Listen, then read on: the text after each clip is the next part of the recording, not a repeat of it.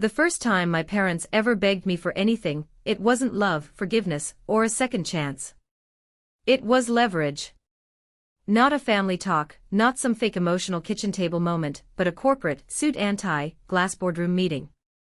The kind that decides if people like them keep their money, their power, their name. Or lose all three without a headline. My father's voice on the phone didn't sound like the loud, untouchable man who used to dominate lake house parties. It sounded scary. "Sweetheart," he said, the word splintering as it left his mouth, we need you." For a second I almost laughed. This was the same man who once bragged to his elite circle that keeping me out of sight during events was strategic. Now he needed something from the daughter he treated like a liability on his flawless balance sheet. Before I tell you how I answered, you need to understand how far my family went to erase me from the life they were suddenly desperate to protect. Because nobody wakes up and lets their parents fall. They earn that outcome. And mine did, one controlled humiliation at a time. My name is Lila Hart. I'm 31, and for most of my life, I was invisible in a family addicted to attention. My parents built their empire in a gated Chicago suburb where everything smells like fresh money and quiet paranoia. My dad ran a high-end wealth management firm. My mom engineered their social image like it was a luxury brand rollout. Every summer, they hosted what locals called the invite everyone wanted. A 3-day lake house flex for investors, politicians, and people whose last names bought discretion. Yachts. Private chefs. Fireworks. Enough backroom deals to ruin lives. And me? I was upstairs in the smallest room, door shut, phone muted so I wouldn't interfere. They didn't forget to include me. They made a decision. The first year I asked why, my mother gave that tight, curated smile and said, "Honey, these people are complicated. We don't want you to be uncomfortable." Uncomfortable. Translation: you don't fit the narrative. Because while my brother Mason slid cleanly into their world. Prep school, Ivy League, pre-approved success. I chose a different lane. I studied urban planning and data science, which to my family meant asking the wrong questions. I wore thrifted blazers, took public transit, and cared more about systems than status. To them, that wasn't harmless. It was unpredictable. And nothing terrifies rich, image-obsessed people more than unpredictability. So they edited me out of their lives like a risk exposure. No plus ones. No introductions. No framed milestones on the walls. Sure, I was invited to holidays. Optics matter. But when clients or power couples showed up, I suddenly wasn't well or was away.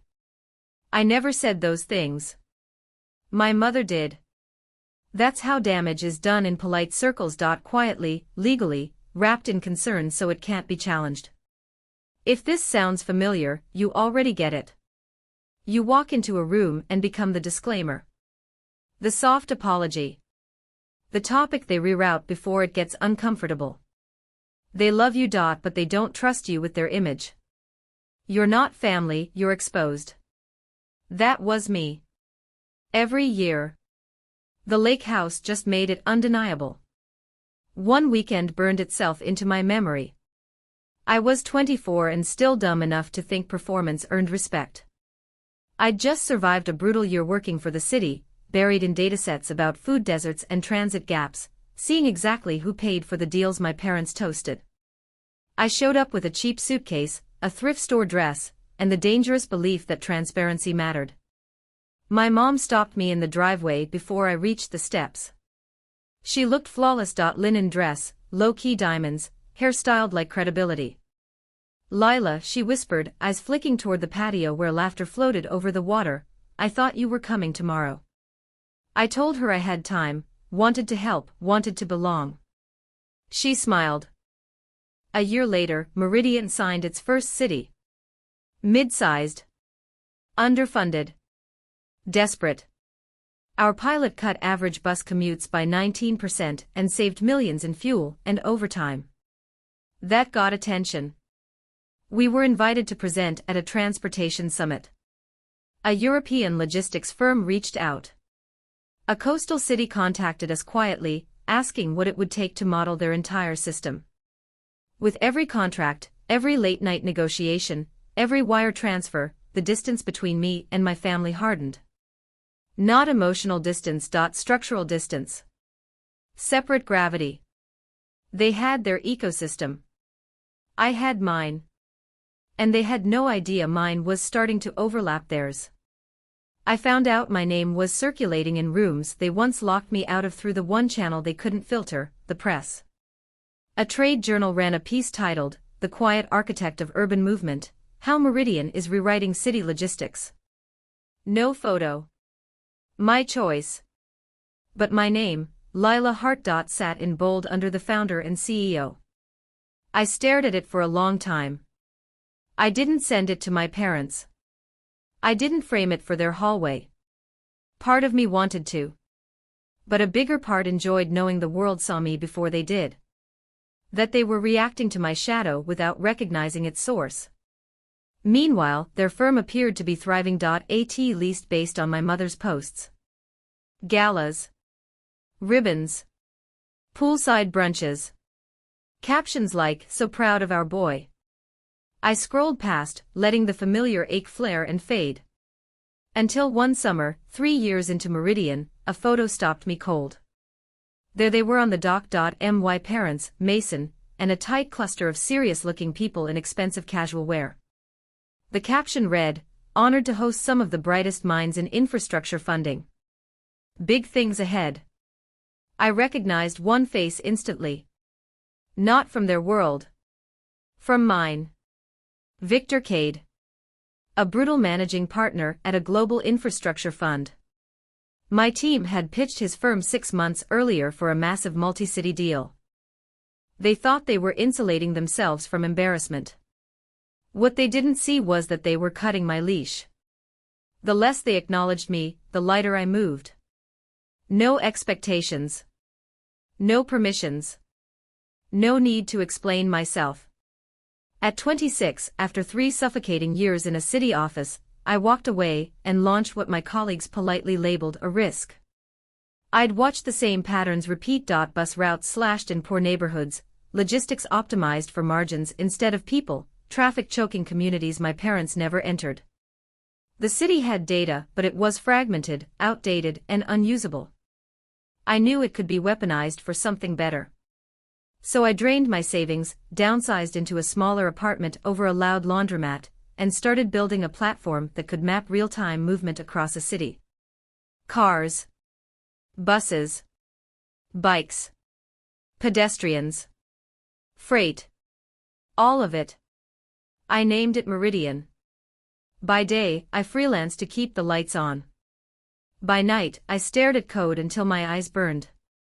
On weekends, while my parents poured chilled rose for mayors and fund managers on the lake, I sat on glitchy calls with 2 developers in Bogota and a data engineer in Warsaw who believed, like I did, that cities didn't have to stay broken if someone bothered to do the math. Did my family know? Of course not. They knew just enough to preserve their story. Mason called once awkwardly to check in.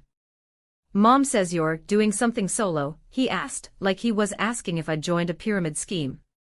"I quit the city and started a company," I said. "We're building a live mobility grid. Early pilots are promising." Silence. I could hear him filing my words into safe categories. "Wow," he said finally, flat. "Well, if it doesn't pan out, Dad could find you a role. Client-facing, maybe. You're good with people." I thought about the attic window. The fireworks. "I'm good," I said. "Really?" He exhaled, relieved, and pivoted to his new watch. Until one summer, 3 years into Meridian, a photo stopped me cold. There they were on the dock. My parents, Mason, and a tight cluster of serious-looking people in expensive casual wear. The caption read, "Honored to host some of the brightest minds in infrastructure funding. Big things ahead." I recognized one face instantly. Not from their world. From mine. Victor Cade. a brutal managing partner at a global infrastructure fund. My team had pitched his firm 6 months earlier for a massive multi-city deal. We'd made the shortlist. Then silence. Apparently, he hadn't gone silent. He'd gone to the lakeside. The bitterness came fast. Of course. The first visible connection between my work and my family happened without them realizing it was me. Victor was their prized guest. They had no clue their invisible daughter was the person he'd been trying to lock into a decade-long contract. I closed the app and went back to work. 2 days later, an email landed from Victor's office. Meridian was back on top. They wanted to reopen talks. They also requested, if agreeable, a private strategy session hosted somewhere discreet, with a few legacy wealth partners very interested in alignment. The attached names were straight from my parents' highlight reel. That's when the worlds finally overlapped. Not at the door. Not upstairs. But at the center of the table. Victor wanted discretion. I wanted control. The compromise was my parents' lake house. He floated it casually on our next call, like it was just another neutral venue, not the stage where my family had perfected erasing me for years. Old money relaxes near familiar docks, he joked. The hosts love me. They'll greenlight whatever I put in front of them. I let him keep talking, letting him believe this was all his move. Use their house, I said evenly, but they invite me as a principal, not as their daughter. Victor paused, then laughed low, satisfied. Like he'd just confirmed I understood exactly. Later, in the closed-door session inside my father's mahogany-heavy office, Victor shut his folder and leaned back. I'll be direct, he said, eyes moving between us. Without Meridian, there's no deal. And without Lila, there is no Meridian. The silence that followed wasn't awkward. It was final. By dusk, the boats and black cars were gone. No audience. No buffer. Just us. The family that once hid me now facing the reality they'd avoided. We should schedule a meeting, my father said at last, his voice stripped down. Not as a family. As potential partners.